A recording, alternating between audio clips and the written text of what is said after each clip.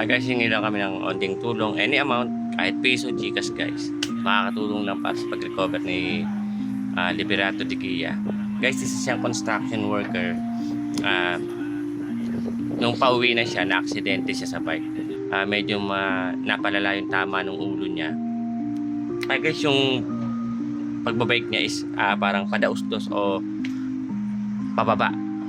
Kaya medyo matulin yung takbo ng bike niya. Tapos tumama yung ulo niya sa hintigas na bagay, kaya medyo na-damage yung ulo niya.